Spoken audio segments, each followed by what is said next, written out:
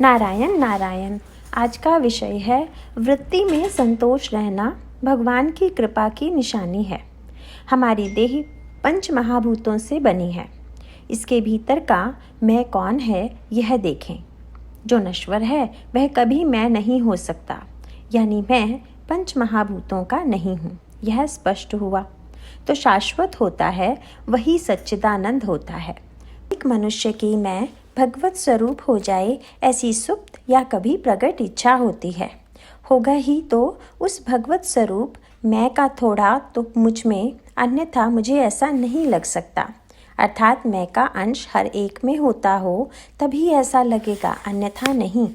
भगवान का स्वरूप आनंदमय है और हम सब लोग कहते हैं कि हम आनंद में रहें। जब मैं इस आनंद से अलग हो जाता हूँ तो समझना कहीं ना कहीं हमारी भूल हुई है। अपूर्ण सृष्टि को पूर्ण करने के लिए ही मनुष्य की उत्पत्ति भगवान ने अपने अंश रूप से की है। हम अपने आनंद में बाधा खड़ी करने वाले विषयों को जान लें तो हमारे आनंद में बिगाड़ नहीं आएगा। जिस रास्ते से हमें जाना है उस रास्ते में चोर हैं। यदि यह समझ में आ जाए तो हम उस तैयारी से जाते हैं। जो भक्त हो जाता है उसके मार्ग में विघ्न नहीं आते। भगवान का काम समझकर कोई भी काम किया तो कष्ट नहीं होता। आनंद का भंडार यदि कहीं है तो वह भगवान के चरणों में ही है।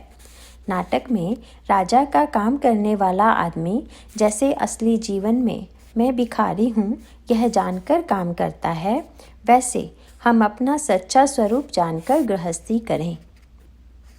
हम नश्वर वस्तु से प्रेम करते हैं, इस तरह छोटी मोटी बातों का भी अभिमान करते हैं। यही तो हमसे भूल होती है। हम समझते हैं कि हम जो नहीं हैं वह हो जाएं तो हमें सुख मिलेगा। हम कामधेनु से विषय मांगते हैं, फिर दुख होने पर रोते हैं। इसके लिए क्या किया जाए? जो परमार्थ का जानकार है वही सच्चा जानकार होता है। परमार्थ का मतलब बावलेपन कैसे हो सकता है? अनेक बुद्धिमान और विद्वान लोगों को यदि परमार्थ समझाना है और उन्हें परमार्थ स्वीकृत करने के लिए उनका विचार परिवर्तन करना है और उन्हें अपने पक्ष में लाना है तो बावलेपन के लिए कोई गुंजाइश ही नहीं होती। विद्वान लोग वेदांत को अत्यंत कठिन करके संसार को व्यर्थ धोखा देते हैं। तब सामान्य आदमी सोचता है यह वेदांत अपने लिए नहीं है, लेकिन यह भूल है।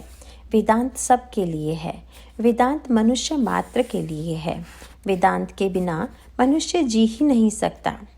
घर के छत के नीचे जैसे सब छोटे छोटे कमरे होते हैं, वैसे वेदांत में अन्य सब शास्त्र आते हैं।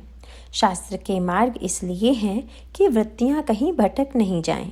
शास्त्र वृत्ति को चंचल नहीं होने देते और वृत्ति की नाम से भेंट हुई तो भगवान तक की कड़ी जुड़ जाती है, यानी भगवान से संपर्क हो जाता है। हमने व्यवहार के लिए जन्म नहीं लिया है, भगवान के लिए लिया है। इसलिए हम कोई वस्तु नहीं हैं, यह जानकर दुखी ना होकर दूसरी कोई वस्तु है ऐसा समझकर संतोष से रहें। संतोष सिर्फ भगवान से ही प्राप्त होता है और वह प्राप्त होने में कोई बाधा नहीं आ सकती। नारायण नारायण।